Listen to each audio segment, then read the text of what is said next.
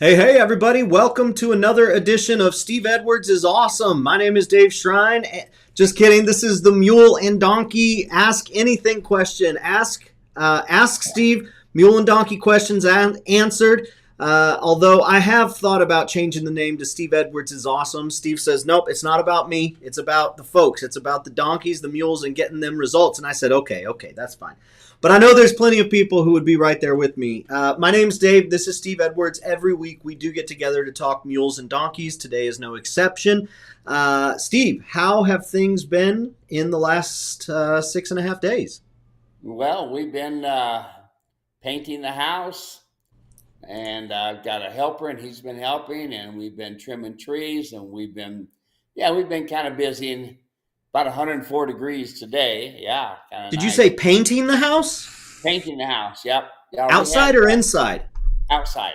Oh my! Yeah, we painted the inside of the house 3 years ago when we had that big flood and everything got flooded. Has it been 3 years already? Yep. I cannot believe that.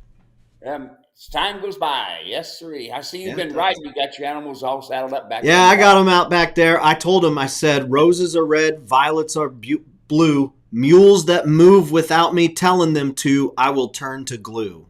So they're pretty pretty still back there, and I've got Luke back there just holding them in place, and he's okay.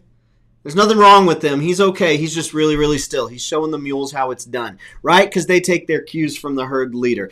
Folks, we're so glad that you're here spending a few minutes with us. The way this works is I've got a few questions prepped that have come in over the course of the last week, but by and large, this program is all about you. You're here right now, and we want to make sure that when you go out there to train again, when you go out there to ride, drive, pack, whatever the case might be, that you get the results you're looking for. And if you're running into if you're caught between a rock and a hard spot, or you keep running into a brick wall, we want to help you find the way around that brick wall or out of that rock and a hard space. And sometimes that's just going to be a simple adjustment. Sometimes it's going to require some equipment like a come-along rope, or maybe swapping out some of the equipment in your tack. Sometimes it's going to be simple, and sometimes it's going to be more complex and require more perseverance on your part. But whatever the case might be, we'll give it to you straight. We won't sugarcoat it or water down for you, just to make you like us, because we think that you're going to like us even more when you get that ride, or you get that drive, or you get that mule to do the thing you've been trying to get them to do. So you drive the conversation. If you are watching with us first time or long time, we would love to know that you're here. Put your name, where you're watching from, and what the weather's like in the comment section. We would love to say hello to you. We'd love to acknowledge that you're here. It's pretty cool that we get to do this over the internet and meet so many different people. Matter of fact, a lot of the people that we've met over the internet are going to be in Montana, and there are still spectator spaces left. Steve, what's it looking like for Montana? You excited about it?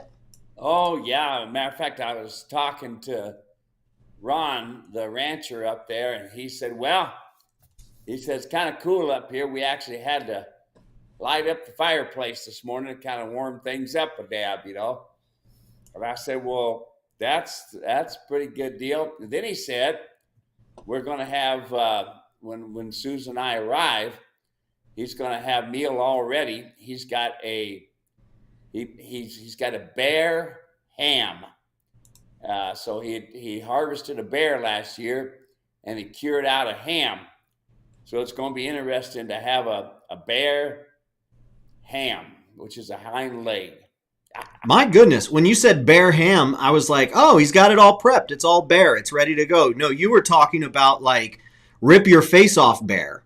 This is, black or brown and got big claws and go rah, stuff like that. I got to get you to my house for story hour.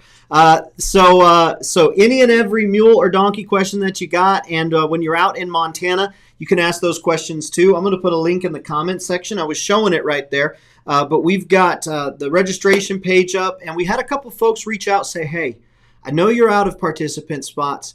I would really like to attend as a spectator, but I want to come for 1 or 2 days. And so I put in the work and I made it happen. And now if you'd like to come out for 1 or 2 days, you can do that. Originally, it was just, hey, all 3 days. But if you want to come out for 1 or 2, I put a link in the comment section where you can go buy your tickets, come out as a spectator. And we know that there are several folks still who are working real hard to get their schedules free so they can come out and spend a little bit of time with Steve, spend a little time with other mule and donkey folks. So that's exciting. Second thing we ask is that you put, after your name, where you're watching from, and what the weather's like, we ask that you put your questions in the comments section. Any and every mule or donkey question that you got, and if you've got a horse and you're looking for how to trade them in, any horse questions too. We can help you get that horse ready to trade in and get yourself the Cadillac of all the equine world. No, Steve worked with horses for a long time before mules and donkeys back in the early 80s, so we'd be happy to help you too as best we can. Last thing, we ask that you share the broadcast. That's how we continue to have these shows, these programs. New questions come in. Folks learn, they take out, apply what they learn, they come back when they got more questions, and in the meantime, while they're out there getting results, new folks are coming in. So please share. If you're on YouTube, click the like button. Facebook, click the like button. Share all of the things. With that, let's hop in and see who's hanging out with us so far. Bruce is watching from Braunfels, Texas, 90 degrees. Bill Rose, hi fellas, sharing the mules of Ohio and mules of Indiana. Sunny and 80, nice hay standing in the fields this year. Bill's got the right idea there. Sharing, that's what we want. Share the broadcast with friends and family. Thank you, Bill. Always faithful. Paulie is watching from Barnesville, Minnesota, 86, and Hazy from the Canadian Fire Smoke. Riding tomorrow, I thought fire was all just like international. I guess there's special Canadian fire smoke. No, everyone, hopefully y'all stay safe out there. Steve is a volunteer firefighter in the Queen Valley Fire Department, and so that's near and dear to our hearts. Hope y'all stay safe. Riding tomorrow in my Steve Edwards attack. We love hearing that. Send pictures. Judy is watching from Gazelle, California. Sunny, breezy, quite nice. Marcia is watching from sunny Virginia. Marsha's very active on YouTube, very active watching our videos and leaving comments. We love it. Wormed the mules today with Ivermectin. Supposed to kill the ticks too because they are pretty bad right now. Steve, I'm just curious, why would I want to use Ivermectin for mule or donkey or any equine really? Well, Ivermectin is a brand name. And does a really all-around good job of worming.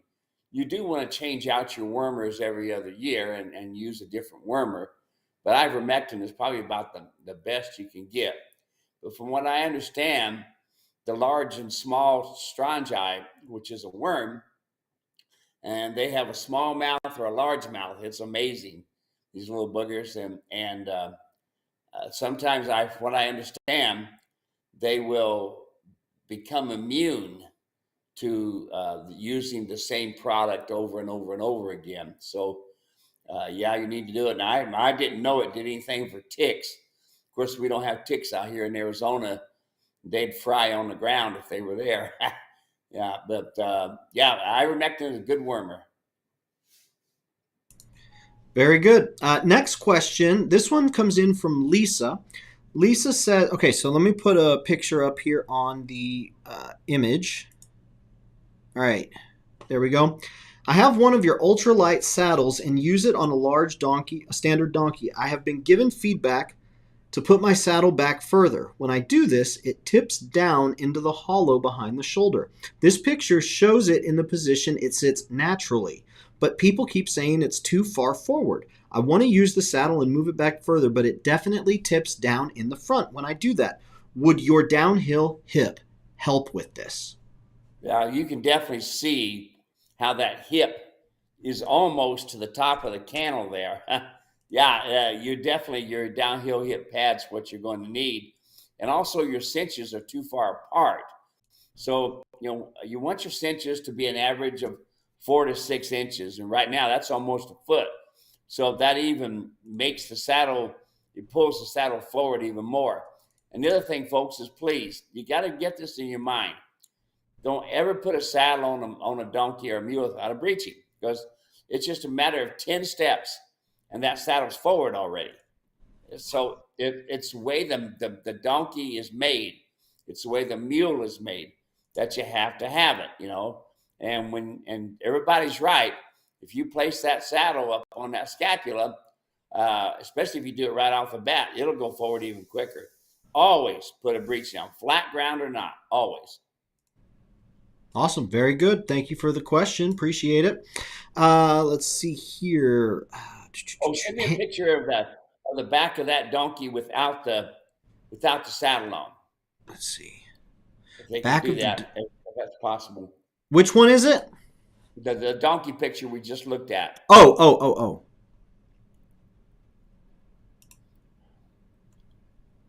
Yeah, send me a picture without the saddle. I can pretty much see between the belly of the donkey and that hip. You can see how high it is. Definitely kicks it forward. So that downhill hip pad would be a good help for that. But send me a picture without it. And also, you need to adjust your halter. Your halter is not adjusted correctly, nor is it in the right place. It needs to be right in behind the ears. There's a little slot where that halter rope goes right in behind the ears. And then those two knots on the nose go, of course, right in the nostril itself. It's not that it's on cartilage. What you're doing is you're actually shutting the wind off, But anyway, that's my teachable moment when I see things like that. Yep, very good. Continuing on, Hannah's watching from Dunedin, Florida, 72 thunderstorms. Myra is watching from cloudy and cool Southern California. Faye is watching from Queensland, Australia. We've gone international. Thank you so much. Early in the program, we always love when that happens. Dave O'Brien is watching from East Texas, where it's 85 and humid. Chuck is watching from Pleasanton, Texas, 90 degrees and cloudy, getting hot, headed for St. John's Saturday for the summer. David, jealous of David O'Brien's 85. No, he didn't say that. He just said heading for St. John's Saturday for the summer. Is there good riding in St. John's? I've never hunted or never ridden in St. John's. It's beautiful up there. Nice country.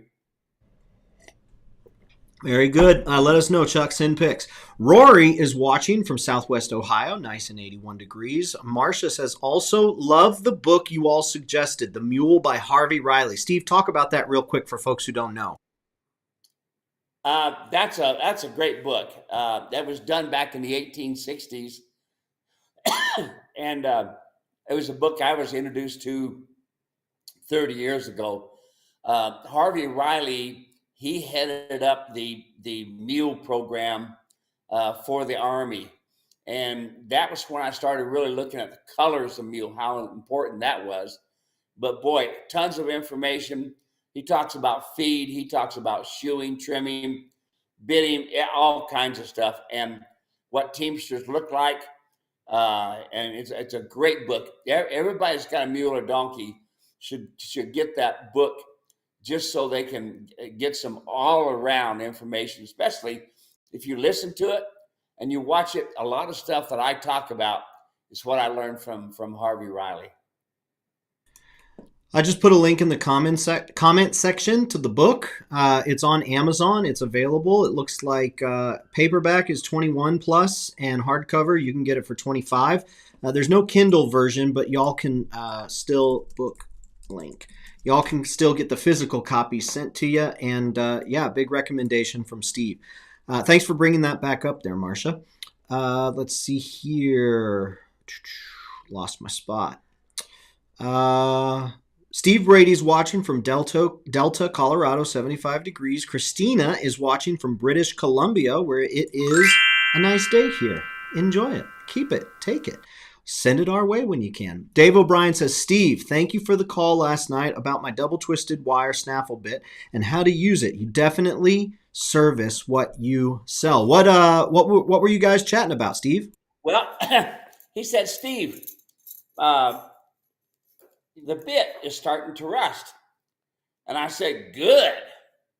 He says, huh? I said, yeah.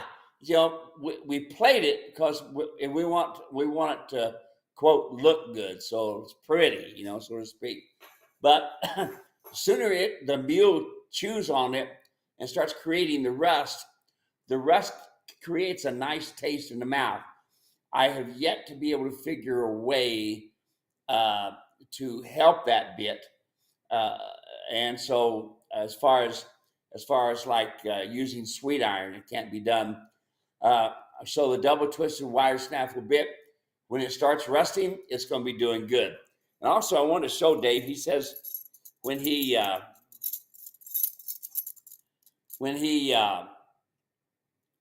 goes to put the bit in the mouth, the mule gets a little bit worried. It's his colt, it's his baby, you know. But you see how I got this bit in the hand here? See how I'm using it? So I actually have it in my hand ready to go. And then I got this finger right here. Yep, that's the middle finger. You use that to rub the bars of the mouth. So I don't know if I can get it around here where I can show it. No, kind of hard to do. But here's the bit here. How about like this? See how I've got my hand in here? And here's the mouth right here. So when it comes time to slide this in the mouth, I bring it up. I use my middle finger to rub the bar. And when he starts opening his mouth and dropping his head, key 2 things. Open his mouth, drop his head. Don't try to put the bit on with the head way up in the air or the head way over to the right or left. Always make sure that the mule has an understanding. He puts his head down, tips his nose to the left. And then you get your hand like this inside the bit, okay? And you rub the bars of his mouth with your center finger. And when he opens his mouth, you slide it right in. Okay, well, here you go. Watch this. See that guy trying? Gal trying, actually. Okay.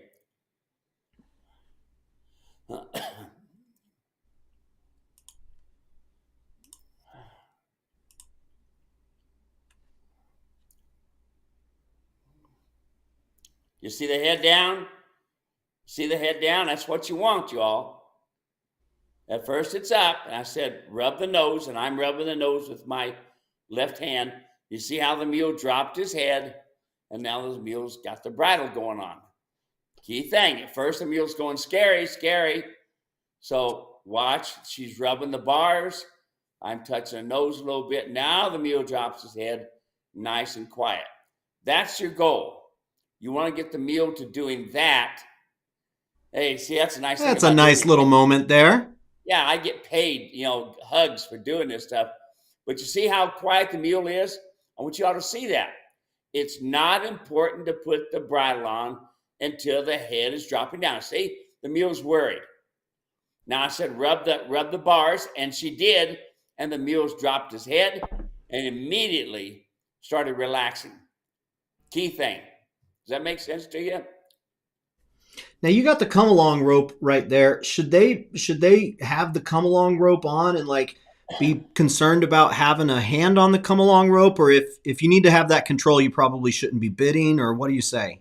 Well, no, I got it there in case something does go wrong. Okay. Notice, folks, I don't have this mule tied. He's standing. Y'all get the point?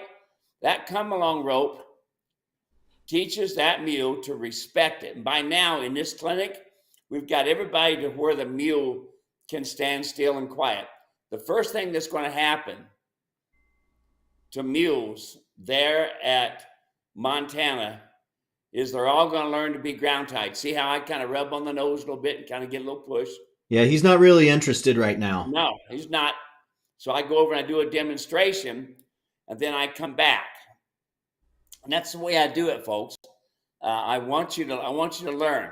You see how I got my hand in the bit? I'm talking about it there. So that's really, really important that you learn to use that bit and put it in your hand correctly, so that you learn how to slide that bit right into his mouth. You see how I have it? I can control that bit. I can use my middle finger to rub that bar. It's not important to put the bridle on until he drops his head. If you put the bridle on with his head up in the air, he's upset about it. Well, I don't want him upset. I want him relaxed. So when they drop their head, guess what? They're relaxed. That's what we're looking for.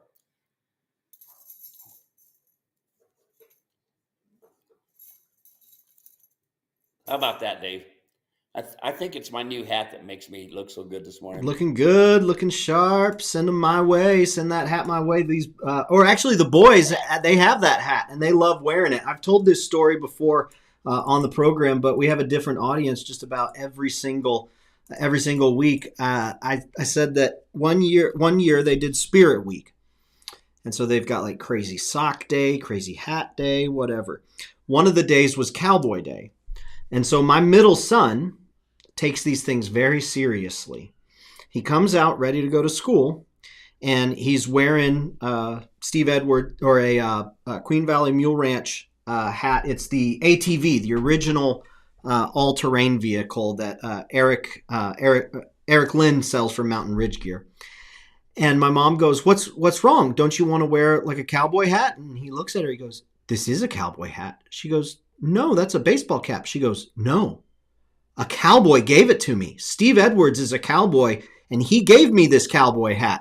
So that's always fun for us to talk about, is that we do have cowboy hats in the house, and they are very, very, very fond of those hats.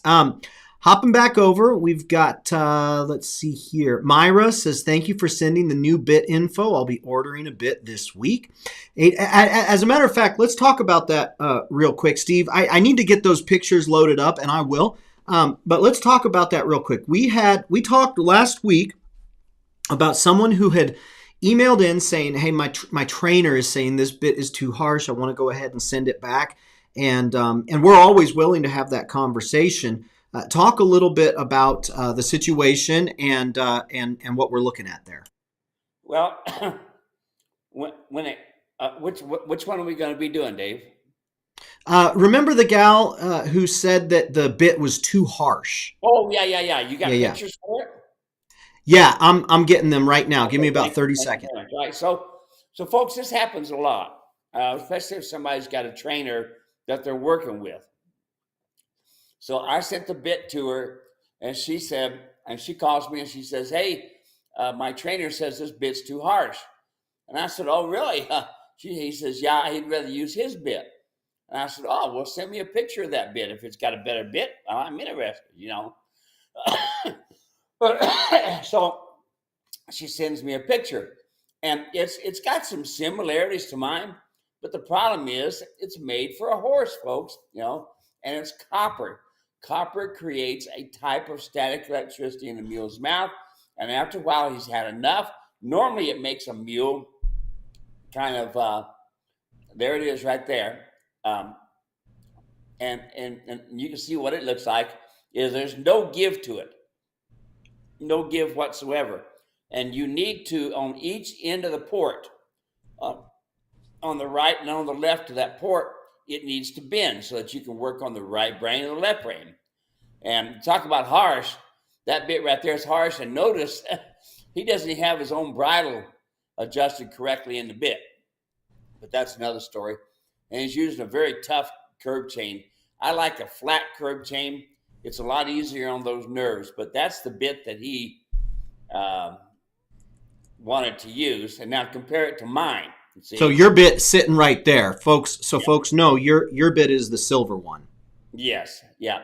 And you see, notice how, this is a good picture. Notice how my bit, my port, comes back. Notice how his bit port comes straight up.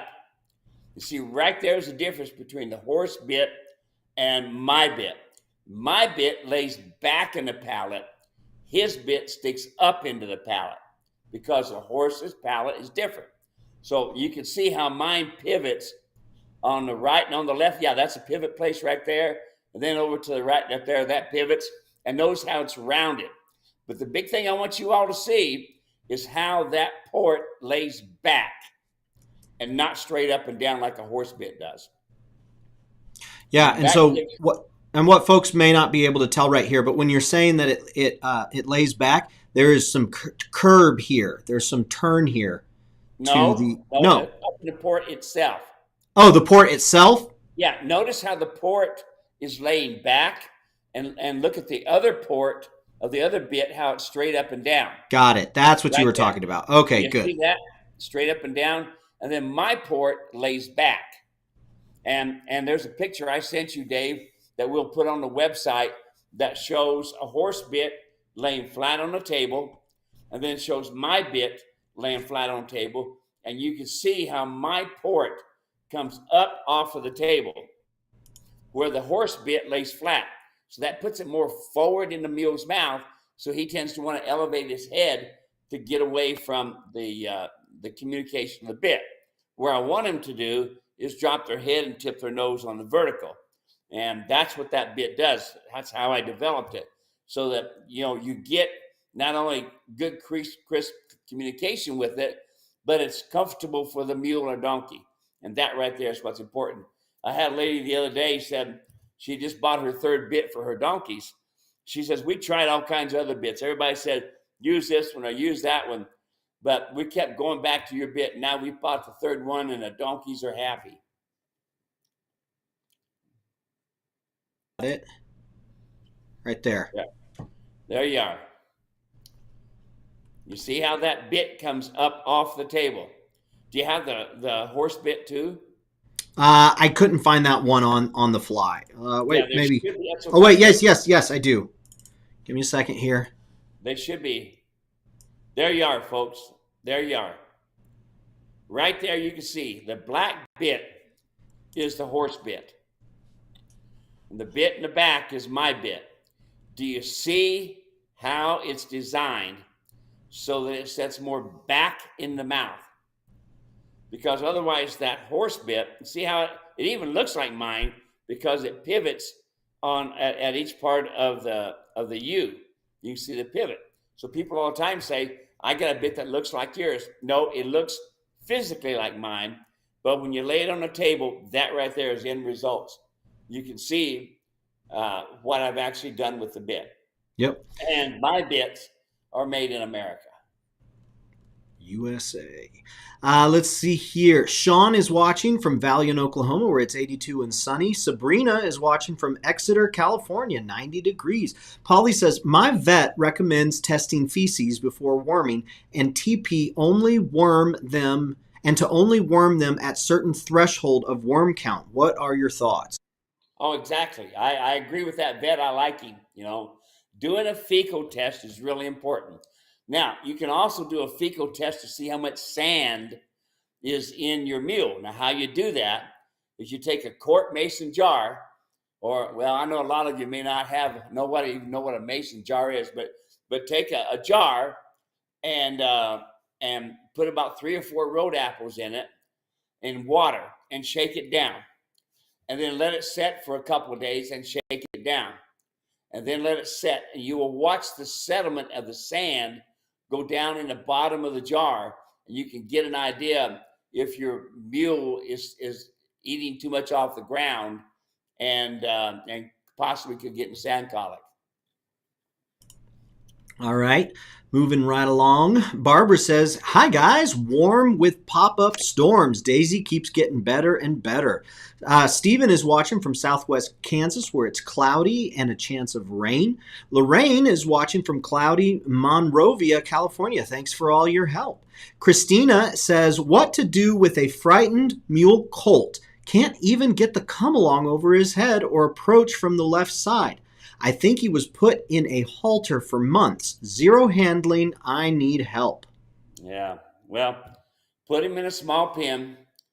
And the thing you want to think about doing is you could use a buggy whip to reach out and just kind of touch him. So in a small pen, you can touch him with the buggy pen, with the buggy whip, and just touch him. Touch it on the ground, touch him on the sides. And that's an extension of your body. And the great thing about that is this. When you're doing that, he thinks he's being touched by you. And when he takes off running, hoot and holler and scream, make him run. Okay? Make him run. You want to run? Go run. I am the herd leader here. And if you want to do that, I'm going to agree with you, but I'm going to make you run. Pretty soon that colt's heart's going to pound. His lungs are going to pound. And he's going to want to think about listening to you, the herd leader. Reach out and touch him with that buggy whip, okay? A 20 by 20 stall is the perfect size to do something like that. How old's your baby? Good question. So, Christina, how old? Kevin is watching from Central Florida where it's raining. Jackie is watching from Northern California. Can you use a come along rope to pony a mule? I am doing groundwork, but my mule keeps disrespecting the rope halter and respects the come along rope. Yeah. No rope halters, y'all. I mean, I know that yes, they come with my kit, but use the come along hitch. Tell yourself for 6 months, everywhere you go, everything that you do, come along rope, come along rope, come along. In Superior, you're not going to see me use a rope halter, Dave. You're going to be seeing me use a come along rope, a come along rope, a come along rope. And we'll be shooting some pictures and videos I'll send to you, and you can get an idea, and folks can get an idea what's happening. Maybe we can put them on Facebook and stuff. But to see people understand that it's important to teach the mule to stand still. Okay, very, very important.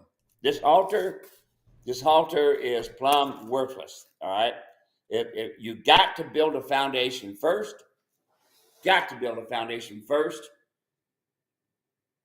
With the come along hitch. Oleg, hey, you see that mosquito? That mosquito's flying around. I'm going to catch that mosquito. I'm going to put him in this halter. Get him before he gets you. Yeah, let me adjust this halter so I can fit that mosquito. You know, I got to adjust that halter down so he'll fit the mosquito. You see him going around. So I got to adjust him down so I can fit. I hear that mosquito. So I'm going to adjust it down so that it will fit that mosquito. People are always saying to me, "Hey, Steve, will that halter fit my mule?" Well, yeah, if you adjust it correctly, it'll fit your mule. I'm getting ready to fit this mosquito right now. This mosquito sucker's got a big nose on him, you know, but I can fix that mosquito. Okay. Oh, y'all see that? Look how small it is. And notice it has a big loop on the bottom. I don't care. That don't make any difference.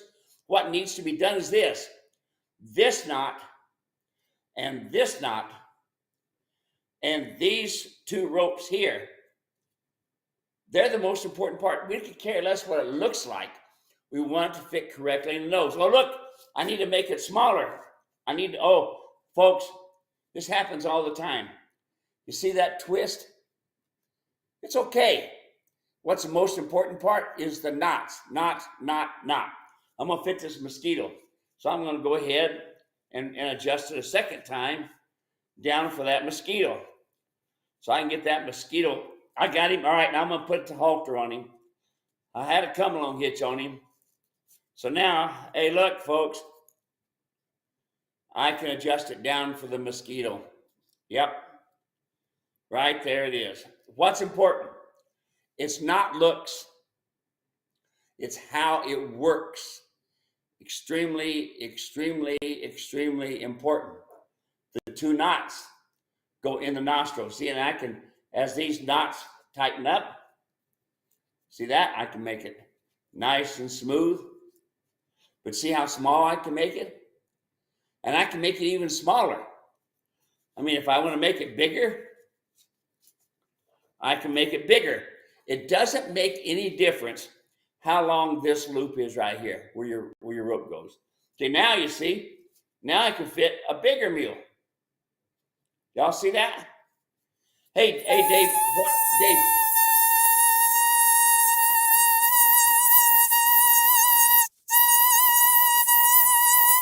forget it.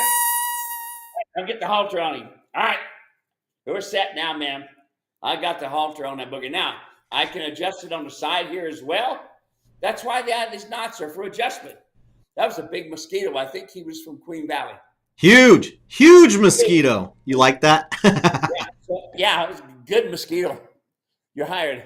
So, don't we have a picture of somebody who was using a nylon halter? Yeah, let me take a look here. Hey, look at that pretty halter, you all. Look at that pretty snap. Wow, pretty nice. Except for one day, the mule pulled back at the hitching rail. I don't like hitching rails. And guess what happened?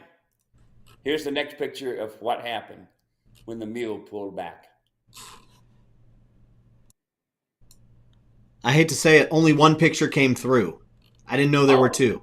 Only one photo came through. Oh, really? Okay. If you send it in real quick, I can add it. All right. Let me.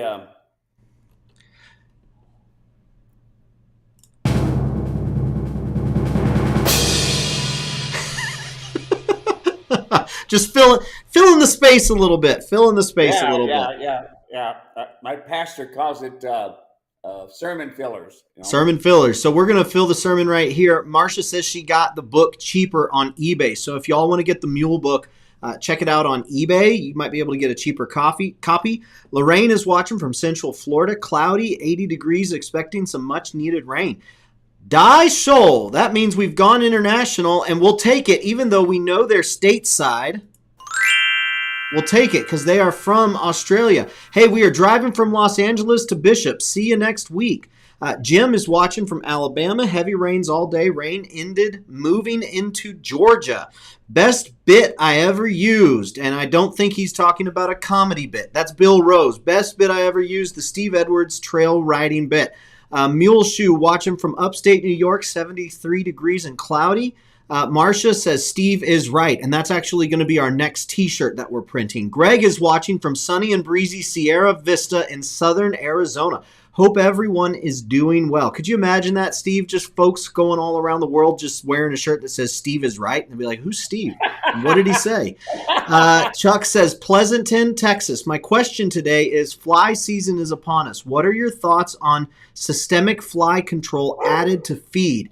It's said to be safe, not harmful, but I'm not sure. What was it again? Systemic fly control added to feed. I'm not familiar.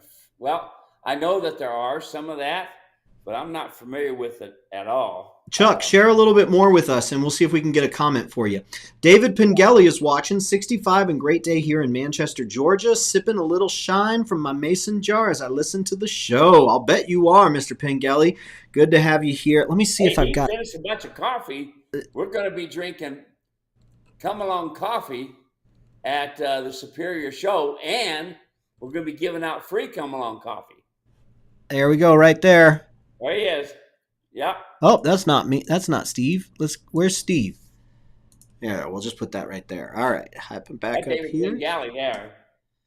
Hopping back up there. Uh-oh. All right, I'm going to send you the halter picture right now. There we go. All right, let's see here.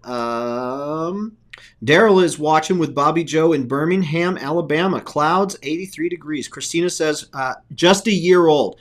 I have him in a small pen. Is it okay to keep him in a small pen until we have established relationship, or does it interfere with his growth? My wife's 28-year-old mule, I started him as a 2-year-old. I started her as a 2-year-old, Stacy. And that mule spent, out of 28 years, ready? 28 years old, spent 26 years in a 20 by 20 stall. Didn't stunt her growth at all, okay? Nothing wrong with keeping them in a small pen. You'll have a better mule in a small pen. You come to the ranch, the first day I bring a mule in, I do this. I put him in a 10 by 20 stall.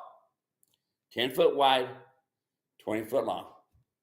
As they progress in their training and they stay willing, this is important, they stay willing, I'll turn it into a 20 by 20 stall. But they have to stay willing, and they will, you know. It's amazing the difference, Dave, when you keep one in a small stall, that how they respond to you. So talk to us again one more time about what's going on here, and I've got the second one queued up. Okay, now y'all remember, look here, look at this pretty halter. Oh, man, isn't that pretty? Everybody look at it. But now look at the end result when this mule pulled back at the hitching rail.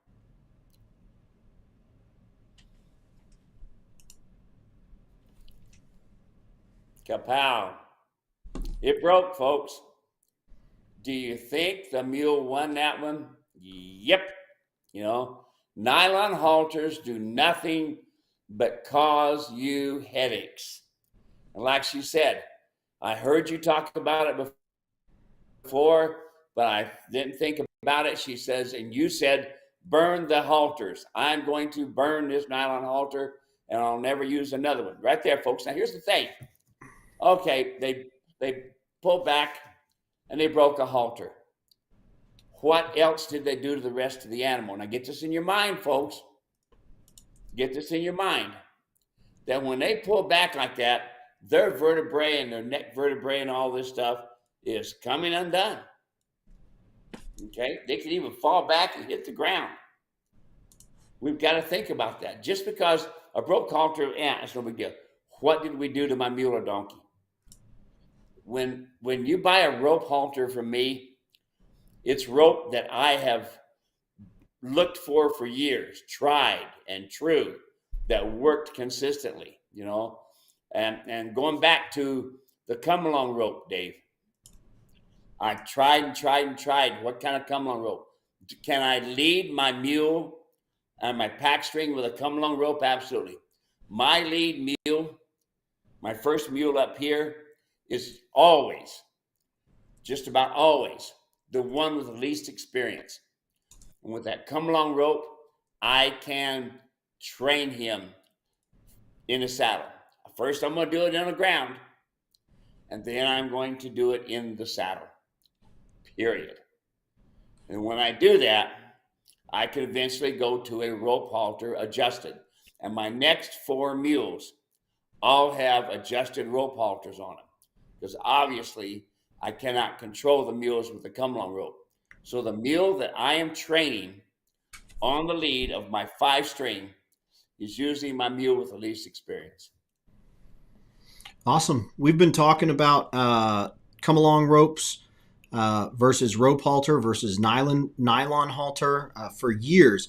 And as we talk more and more and more, we find more and more and more that truthfully, the come along rope is the go-to. The come along rope is the thing that you're going to go back to over and over and over again. You'll never graduate. You'll never move on.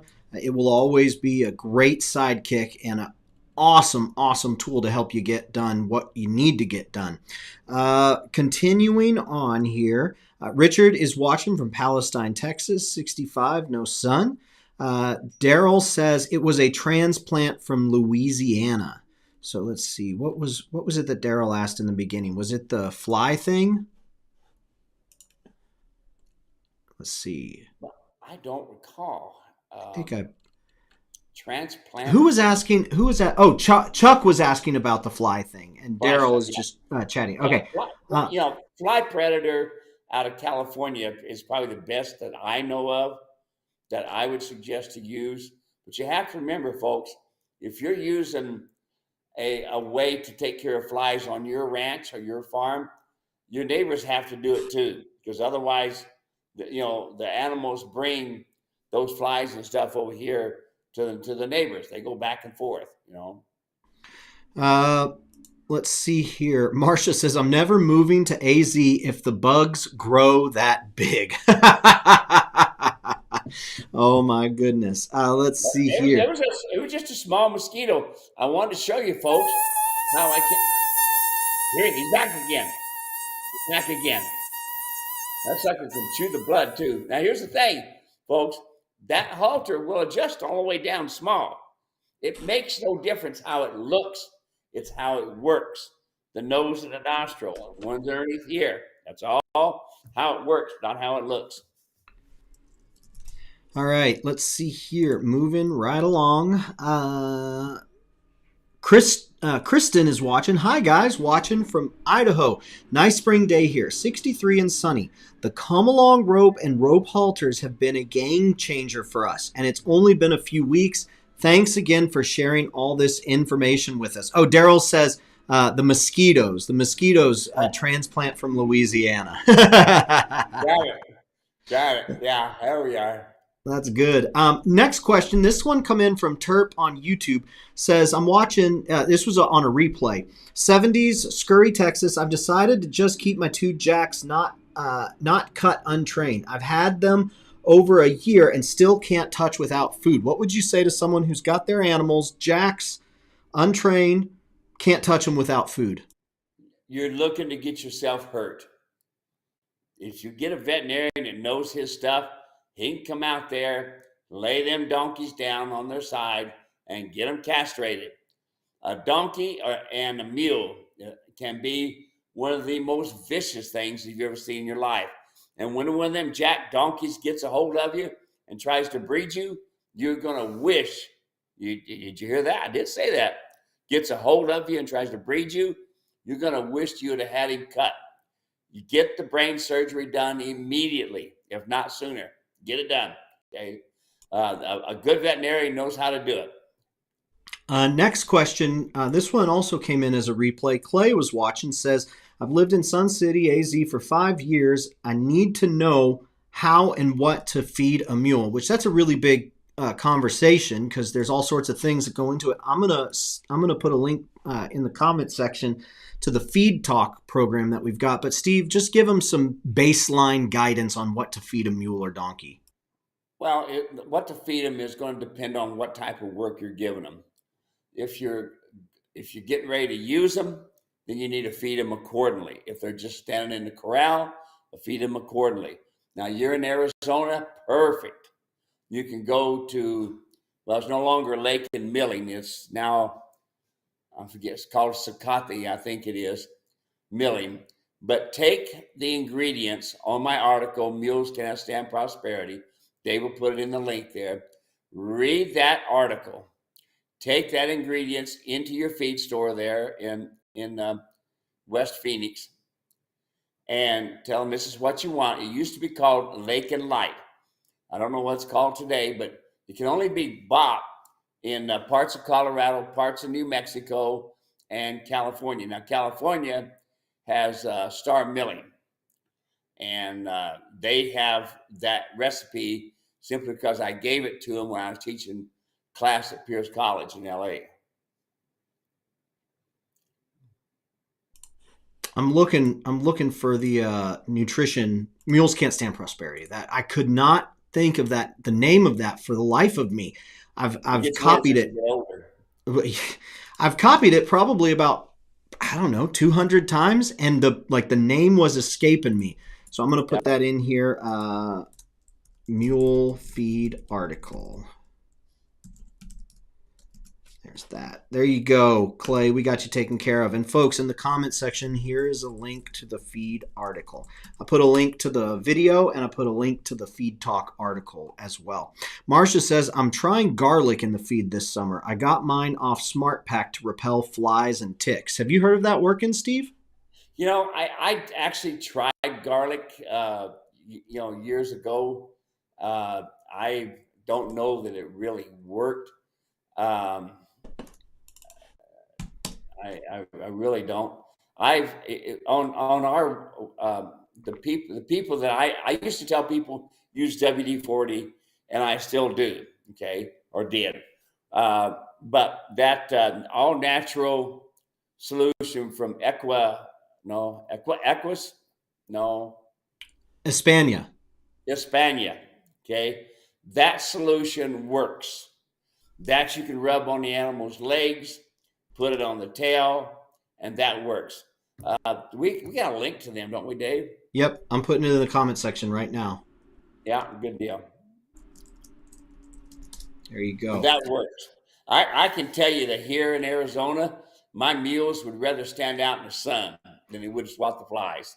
They'll stand right out in the sun, be 110 plus, makes no difference to them, But that Hispania, it's a great product, and it does work, especially if you have donkeys are bad about this, but if they're allergic to fly bites, it really works well. And I can tell you that I've had a couple of mules with a lot of fly bites on the chest and on the front legs and around the legs and the belly, and I've sprayed WD-40 on it, and then flies are gone. And because of the petroleum products, which works, it actually healed the fly bites as well.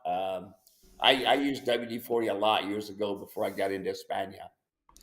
Paulie says, I had a neighbor get taken down by one of his ungelded jacks, and the jack bit his arm clear off. The jack got on top of him and shook him by the arm. He survived by pinching the jack's nose until he let go, and he crawled around the building to get away. So no jokes there. Yeah, that's true, folks. You look, you don't mess around with a jack. It's one of the most vicious things that there is, next to a hippopotamus. They're horrible. You do not want a jack or a hippopotamus for Christmas. Let's see here. Grandpa says, where in Colorado can you get Lakin Lite feed? Is it available in Colorado? I've got clients in Colorado that buy it. I don't know if they buy it by so many tons and have it shipped up. I don't know how they do it. But the best thing I can tell you to do is take the ingredients on the article and go into the feed store and say, here we are. Yep. It's just a baseline. I don't know if you said that earlier, but the Lakin Lite feed or the equivalent is just a baseline. I think you said, Steve, you want to get a hair follicle sample or a blood sample to find out where your mule is or donkey is naturally sufficient or deficient, and then you can make adjustments based upon those numbers plus feeding to use. Hey, Yolanda's here. I don't know if she's in the Netherlands. I know she hails from the Netherlands, so we'll give a glockenspiel for you, Yolanda. Good to have you here. Steve, the buck. What's that? She's been calling me, and when she's calling, it happens to be that I'm on the phone talking to somebody else, which happens a lot. A lot. So eventually, I think it's about 2:00 in the morning there in the Netherlands right now. It's probably about that. I like it that you found that voice memo thing, and you can send me those texts, those voice memo texts, Steve, because I can sit back and I can listen to those. I know that I appreciate getting those from you. Steve, the Buckeroo 16-inch is okay. It rides great, sits comfy, and I can ride longer, so no need for the 17-inch. So I'm guessing she got a 16-inch. There was some back and forth, and she decided that the 16-inch is the right size. Does that sound like a good summary? Well, yeah, her and I have gone back and forth on it. And in my mind's eye, I was thinking 16. So I sent her a 16. She emails me back and says, I want a 17. And I said, yeah, Londa, I didn't want to say anything about how her back end may be. Anyway, so I said, try the 16, and she loves it. So good. We're there. She went from a 28-pound cowboy to an 18-pound Buckeroo, and her mule is a Spanish mule. I mean, I don't know. Do we have any pictures of her gray mule with the saddle and all that? We do somewhere. I don't have it on hand, but we do somewhere. I remember the first time that she ever came in and said, I have a Spanish mule. And I was like, and you said, I was like, I don't think I've ever seen a Spanish mule, but she is holding down the unofficial mule headquarters in the Netherlands. And she's a lot like David Scholl is in Australia, bringing awareness and information to the region. And so we appreciate that. Yeah. And that David Scholl, that guy, that's another story. I got invited to Australia to do, to judge the National Mule and Donkey Show there in Australia. And then I went to other, they call them stations, they're ranches, and I went around seeing that stuff. But said all that, say this, David Scholl, when I met him, was a worm farmer. Yep, they farmed worms. And now he's the number one breeder in Australia for breeding mules. And he's got some nice colts coming. So all of his babies, he halter trains with a come-along rope. There's some videos that we've had, Dave, where we've sent those. We put them on, I think we got them on our come-along page. There are multiple places on the website, yeah. Yeah. Anyway, so folks, train these mules yourself. Don't take them to some so-called trainer, You all can do it. I got one of my clients. She spent $18,000 for a mule. She was in her 80s, and the guy told her, "Yep, it's a bomb-proof mule." She gets to Florida. She has the mule picked up in Washington, brought to Florida. She can't get near the mule. She brought the guy, this $18,000 for a mule now, y'all. She brings the guy, flies him in from Washington to Florida. He gets on the mule, gets bucked off, gets hurt. Folks, listen, I know there's a lot of people that'll try to tell you the truth, and some of them just out of lack of knowledge. But today, there's no reason to tell somebody one thing when it's another. I'm sorry, it's a lie. Yep. Let's see here. Ludwig is watching from Maryland. Beautiful 60 degrees. Let's see here. Yolanda says it's 12:53 in the morning there. So she's giving us the FYI 411. Hey, Joyce is watching from Southern Alberta International, praying for more rain. Yolanda says, yep, Steve, my butt fits in it fine. So there we go. Yolanda, always the jokester. Dave, the last four picks. Big Yolanda. Dave, the last four picks are from the last days and with the Buckeroo saddle. So she says she's sending it to me in Messenger. I'll get that and we'll put it up online. Steve, that's all we have for today. We're done a couple minutes early. I want to remind folks that you are going to be in Montana this weekend. Or no, not this weekend, next weekend, right? Next week. Yep. Next weekend, you're going to be in Montana for the clinic. It's in Superior. Folks, registration will be turned off a little bit before the event so that we can make proper arrangements and planning. When you register, you will be on the list to receive the information on where the clinic is at. You cannot show up the day of. You have to pre-register. That's because it's a common courtesy to our hosts. That's because it's a common courtesy to the team that's pulling things together, just making sure that everybody has what they need. On the website, you can go check out all of our clinics. I'll put a link to where you can purchase your Montana clinic tickets. I don't know. I know there was one participant spot left. I think there's still one participant spot left because we had somebody back out. So if you want to be a participant, go grab that real quick. There's a good chance it'll be gone by the time you see this or by the time you try, if you try another date. But it's going to be a great time. If you want to be a spectator for the whole weekend, it's $150, or you can watch for 1 or 2 days. But it's Friday, Saturday, Sunday. Going to be a lot of fun. Steve, anything else you want to say today before we're all done? Nope, we're good, Dave. Thank you so much. I appreciate the good show. Now the next week we'll have one more show in Montana, and then you're going to be in California vacation with your family. It's going to be great. I'm really, really excited about. See, I like to relax on my vacation, and when I had the kids, that relaxation went out the window. And so what we did was we booked a house that was close enough to the beach to where if they wanted to go to the beach, and my wife loves it, they can just step outside and go to the beach, and I can, watch my Jason Bourne movies. That relax? I want to watch Batman and Jason Bourne. That's it.